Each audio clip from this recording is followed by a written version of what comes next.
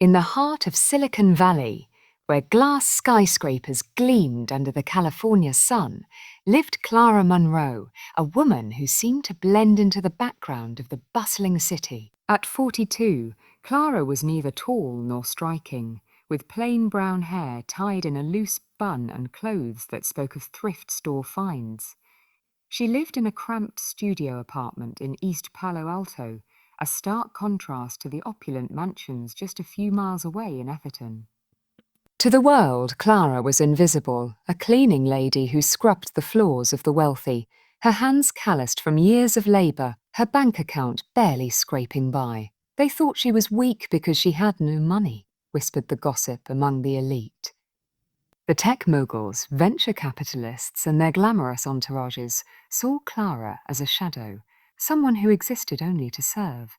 But Clara carried a strength they couldn't fathom, a quiet resilience forged in the fires of a life marked by loss, struggle, and unwavering determination. Clara's story began in a small town in Ohio, where she grew up in a modest farmhouse with parents who taught her the value of kindness over wealth. Her father, a carpenter, died when she was 10, leaving her mother to raise Clara and her younger brother. When Tommy was diagnosed with leukemia at 15, Clara dropped out of high school to work odd jobs, helping pay for his treatments. Despite their efforts, Tommy passed away at 17, and Clara's mother followed a year later, broken by grief. So, at 18, Clara was alone, with nothing but a heart full of memories and a will to survive. She moved to California, chasing a dream of a better life, but found herself trapped in a cycle of low-paying jobs. Yet Clara never complained. She read books from the library, taught herself to cook gourmet meals with cheap ingredients, and found joy in small acts of kindness, like leaving flowers from her tiny garden on a neighbour's doorstep. The strength wasn't in her wallet, but in her spirit, a fire that burned brighter with every hardship. One crisp autumn morning, Clara received a call from an agency that placed domestic workers in high-end homes. "We've got a new client," the coordinator said. "Elliot Hawthorne. Tech, billionaire. Lives in Atherton. Needs a housekeeper. A start today." Clara hesitated. She'd heard of Elliot Hawthorne, the enigmatic CEO of Nexus Innovations, a company that dominated the AI industry. His mansion was legendary, a fortress of glass and steel, rumoured to house secrets as valuable as his fortune. But the pay was double her usual rate, and Clara needed the money to cover her rising rent. "I'll take it," she said, her voice steady. She boarded the bus to Atherton. Clara had no idea that stepping into Elliot Hawthorne's house would change her life, and his forever. Elliot Hawthorne's mansion was a marvel, a sprawling estate that looked like it belonged in a sci-fi movie. Floor-to-ceiling windows reflected the golden sunlight, and the driveway was lined with sleek electric cars. Clara approached the front door, her worn sneakers squeaking against the polished stone. A security guard checked her ID, his eyes lingering on her faded jacket with a hint of disdain. He asked. Clara nodded, unfazed. She was used to being underestimated. The guard led her inside, where the air smelled of expensive leather and fresh orchids. The foyer alone was larger than her apartment, with a chandelier that sparkled like a constellation. A woman in a tailored suit, introducing herself as Miss Langley, the estate manager, handed Clara a list of tasks. "Mr. Hawthorne is particular," she said curtly. "No mistakes. Stay out of his way." Clara's duties were exhaustive. Scrub the marble floors, dust the rare art pieces, clean the infinity pool, and ensure the guest suites were pristine. But what struck her most was the coldness of the house. He began seeking her out, asking her opinion on small things. A book, a piece of art. Clara answered with wisdom and wit, her words grounded in a life of hard-earned lessons. She told him about her brother, her parents, her struggles. In return, he shared fragments of his own story. A wife and son lost in a car accident 15 years ago, a wound that never healed. Their conversations became a quiet ritual, a bridge between two worlds. Clara's strength, her ability to find joy despite pain, to listen without judgment, began to chip away at Elliot's walls. He marvelled at her resilience, a quality his wealth couldn't buy. She didn't need his money or his power. She had something rarer, a heart that refused to break. One day, a crisis hit Nexus Innovations. A rival company leaked a prototype AI, claiming it was stolen from Elliot's firm. The media frenzy was relentless, and Elliot's board pressured him to retaliate with a lawsuit. But Clara, overhearing a heated meeting while cleaning, offered a different perspective. "What if you don't fight fire with fire?" she said later when they were alone. "Show the world what makes your AI unique. Prove it's yours by being better, not louder." Elliot was sceptical but intrigued. He invited Clara to sit in on a strategy session, much to the board's shock. "She's not staff," one director protested. But Elliot silenced him. "She sees things we don't." Clara's idea sparked a bold move. Nexus unveiled a new AI feature, one that prioritized ethical decision-making, a nod to Clara's values. The launch was a triumph, restoring the company's reputation and boosting its stock. The board, initially skeptical, praised Elliot's a genius. Only he knew the real genius was Clara. As months passed, Clara's influence grew. She became Elliot's confidant, her quiet strength anchoring him. But the world outside began to notice. Gossip columns speculated about the mystery woman in Elliot Hawthorne's life. When a tabloid published a photo of Clara leaving the mansion, captioned "A billionaire's secret romance," the scrutiny intensified. Elliot confronted Clara in the library. "They're wrong about us," he said, frustration in his voice. But I don't care what they think." "I care what you think." Clara smiled softly. "I think you're a good man who's been alone too long. And I think I'm just a woman who's happy to help." He stepped closer, his voice low. "You're not just anything, Clara. You've changed everything." In that moment, Elliot realized he loved her, not for her wealth or status, but for her unbreakable spirit. Clara, too, felt a pull, but she hesitated. "I don't belong in your world," she said. "You belong wherever you choose to be," he replied. The story's climax came when Elliot faced a personal crisis. A charity he'd founded in memory of his son was failing due to mismanagement. Clara, drawing on her own experiences with loss, proposed a radical overhaul, turning it into a program that empowered underprivileged youth through education and mentorship. She worked alongside Elliot, her ideas breathing new life into the initiative. The charity's relaunch was a success, drawing national attention.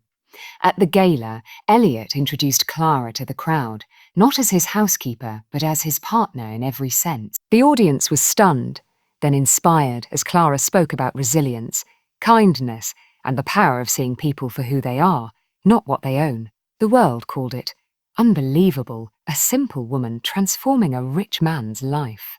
But to Clara, it was simply her truth.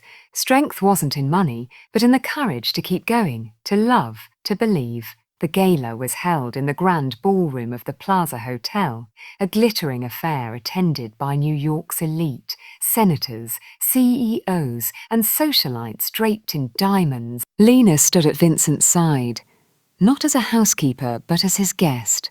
Her simple black dress a stark contrast to the ostentatious gowns around her. The invitation had come as a shock, delivered by Vincent himself in a rare moment of vulnerability. "I need you there," he'd said, his steel-grey eyes searching hers.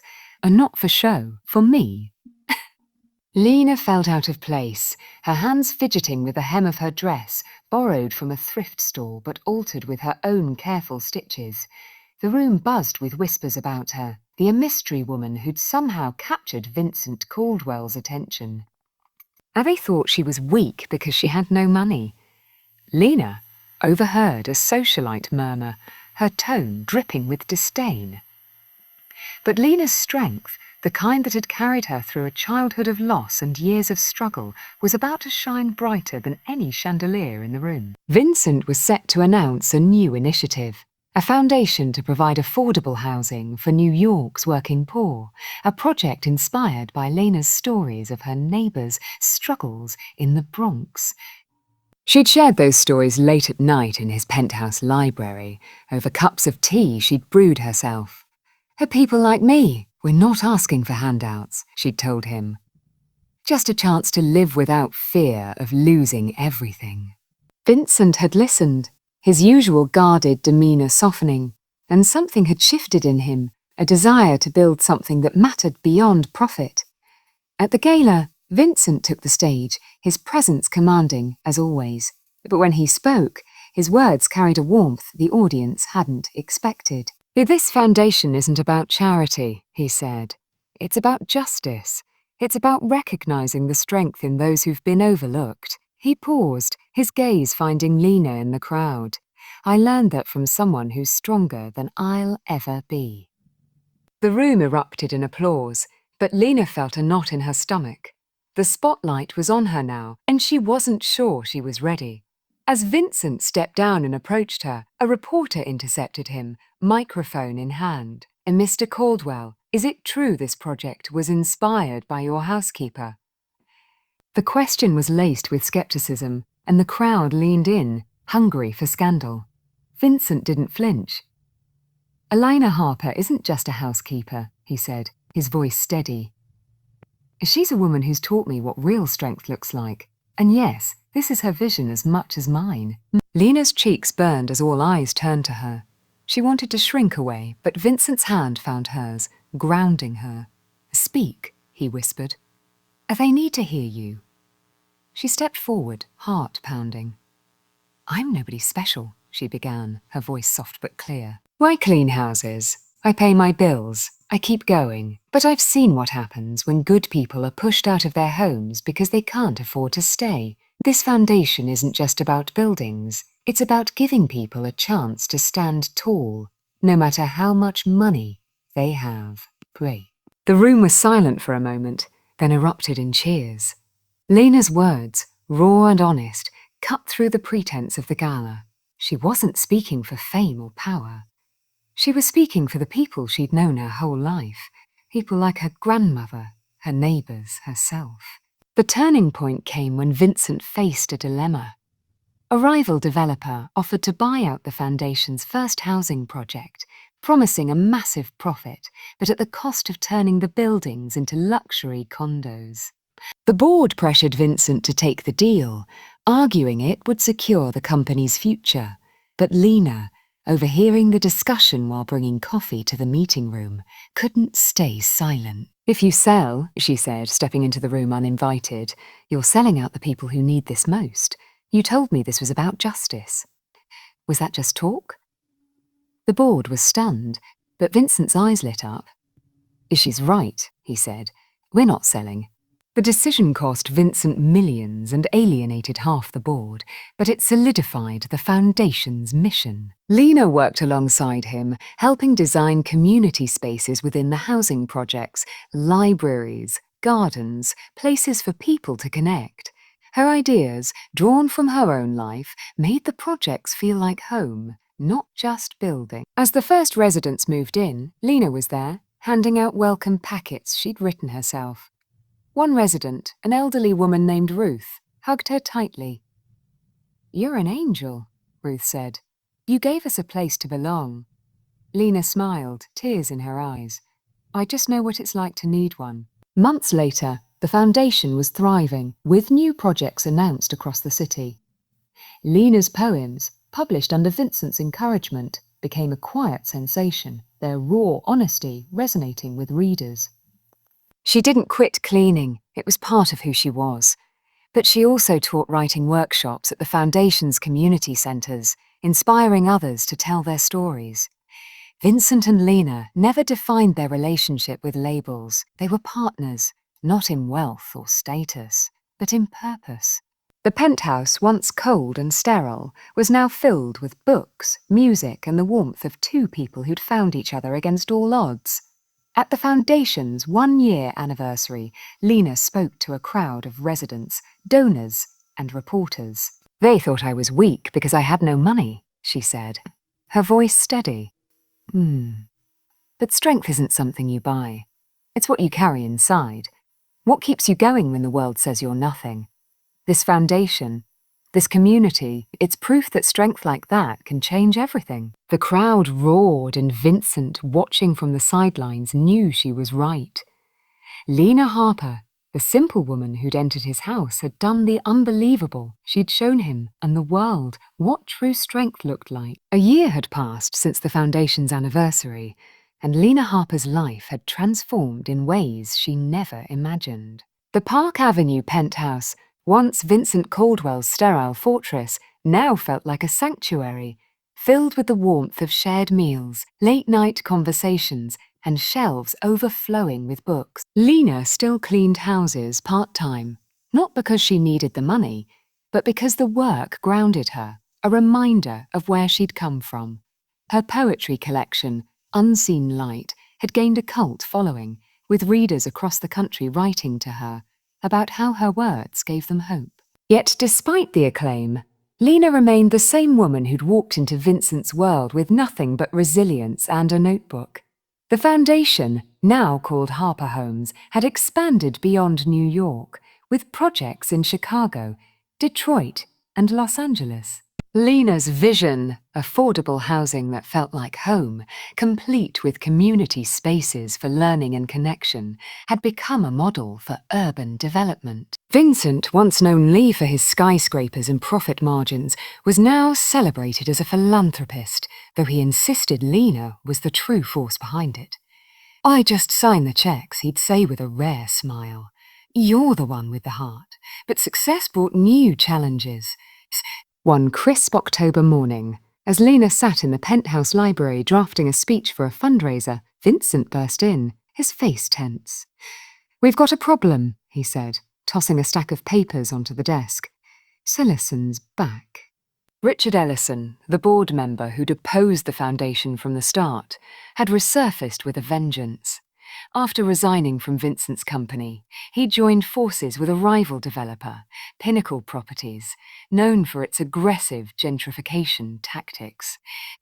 Now, Ellison was spearheading a campaign to discredit Harper Homes, claiming it was a financial sinkhole that threatened New York's real estate market.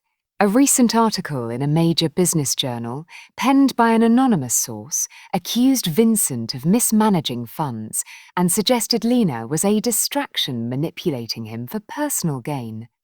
Lena's stomach churned as she read the article. The narrative had shifted. Lena wasn't a gold digger or a distraction. She was a force, a woman whose strength was rewriting the rules. The open house was a turning point. Donations poured in, and Harper Homes secured partnerships with non-profits across the country.